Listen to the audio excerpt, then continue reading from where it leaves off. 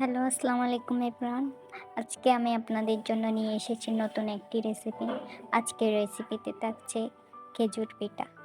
অনেকে হয়তো এটাকে নারকেল পিঠা বা খেজুর পিঠা বা অনেকে লিচু পিঠা নামে চেনেন। আজকে আমি বানিয়ে দেখাবো কীভাবে লিচু পিঠা বা খেজুর পিঠা বানানো হয়। প্রথমে একটি ডিম ভেঙে নেবেন।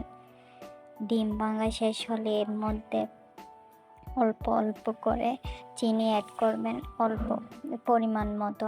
আপনাদের স্বাদ অনুযায়ী আপনারা চিনি অ্যাড করবেন। চিনি অ্যাড করার পরে এটিকে ভালোভাবে ডিমের সাথে মিশিয়ে নেবেন। ডিমটিকে ফেটিয়ে নেবেন ভালোভাবে এবং ডিমের সাথে চিনি মিশিয়ে নেওয়ার পর এতে অল্প করে লবণ দিবেন। অল্প করে লবণ দেওয়ার পর মিশিয়ে নেবেন। তারপরে হাফ কাপ পরিমাণ সুজি, পরিমাণ মতো সুজি নিয়ে মিশিয়ে নেবেন ভালোভাবে। মেশানোর পর এতে অল্প অল্প করে ময়দা অ্যাড করে একটি ডো বানিয়ে নেবেন। ডো রুটি করার মতো ডো বানিয়ে নেবেন। ডো বানিয়ে নেওয়ার পর এটাকে ভালোভাবে মথে নেবেন। যতটুকু পরিমাণ ময়দা লাগে ততটুকু ব্যবহার করে নেবেন।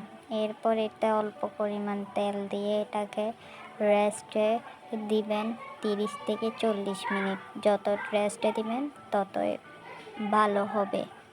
রেস্টে দেওয়ার পর এটা 30 মিনিট পর ফিরে এসে এটাকে আরেকটু মথে নেবেন। তারপর হাতে একটু তেল নিয়ে এরকম ছোটো ছোটো লেচি কেটে এরকম একটা স্ট্যান্ডে নিয়ে এরকম করে গোল করে শেপ করে নেবেন। তারপর ডুবো তেলে ছেড়ে দেবেন। তেলটা একটু গরম হলে তারপর এখানে ছেড়ে দিবেন। ছেড়ে দিয়ে নেড়ে চেড়ে যতক্ষণ না বাদামি কালার আসে ততক্ষণ পর্যন্ত এটা রেখে দিবেন এবং অল্প আঁচে রাখবেন যাতে ভিতরে ভালোভাবে হয়ে যায়। ভিতরে পারফেক্ট হলে তারপর খেতে মজা লাগে। এরপর তুলিয়ে নেবেন একটি বাটিতে।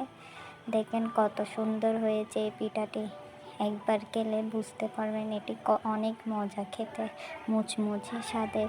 ভালো লাগলে লাইক, কমেন্ট, শেয়ার করুন।